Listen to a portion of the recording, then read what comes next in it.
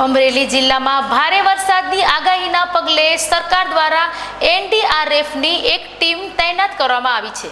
અમરેલી જિલ્લામાં ભારે વરસાદની આગાહીને પગલે સરકાર દ્વારા એક એસડીઆરએફની એક ટીમ તૈનાત કરવામાં આવી છે। અતિભારે વરસાદની આગાહી સાથે રેડ ઝોનમાં આવતા અમરેલી માટે એસડીઆરએફની એક ટીમ આવી અને અમરેલી આવી પહોંચી છે। ભારે વરસાદ પૂર પ્રકોપની સ્થિતિ સામે એસડીઆરએફની ટીમ સરકાર મોકલવામાં આવી હતી। જ્યારે 10 ઇંચ વરસાદથી સાવરકુંડલા ગ્રામ્ય વિસ્તારોમાં પૂર પ્રકોપથી તોબા ગામે પરપ્રાંતીય મજૂરો મેરામણ નદીના પ્રવાહથી ફસાઈ ગયા હતા।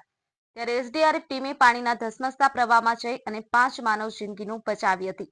ત્યારે હજુ પણ અમરેલી રેડ ઝોનમાં આવતું હોય છે અને આસપાસના રાજુલા, જાફરાબાદ, દરિયાઈ કાંઠા વિસ્તારો હોવાથી એસડીઆરએફની એક 24 જવાનોની ટીમ એક પીએસઆઈ સાથે સ્ટેન્ડ બાય રાખવામાં આવી છે। ગમે તેવી વિકટ પરિસ્થિતિ વચ્ચે પણ માનવ જિંદગીઓ બચાવવા એસડીઆરએફ સક્ષમ સાબિત થતી હોય છે અને રેસ્ક્યુ ઓપરેશનો કરી અને માનવ જિંદગી બચાવવાના અભિગમ સાથે એક બોટ, હેવી લાઇટ કટર મશીનો સહિતની આજની આધુનિક સાધન સામગ્રી સાથે તંત્ર દ્વારા ખૂબ સાવચેતી સાથે એસડીઆરએફની ટીમને સાવરકુંડલા જે અમરેલી જિલ્લાનું મધ્યબિંદુ હોવાથી સ્ટેન્ડ બાય રાખેલ છે।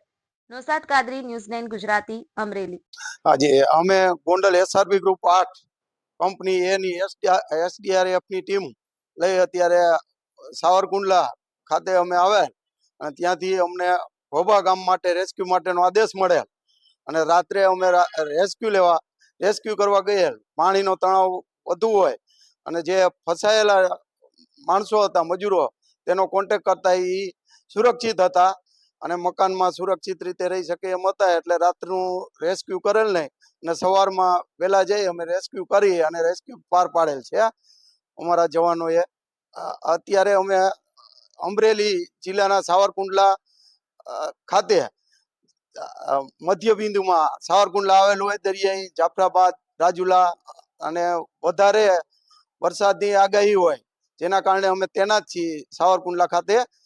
અને જે જગ્યાએ અમને આદેશ મળે, કોઈ રેસ્ક્યુ માટેનો કોઈ મામલતદાર સાહેબનો જે આદેશ મળે એના માટે અમારા જવાનો તૈયાર છે અને રેસ્ક્યુ પાર પાડી અને પબ્લિકને કોઈ પણ હશે એને સુરક્ષિત બહાર કાઢી લેવા અમારી ટીમ તૈયાર છે।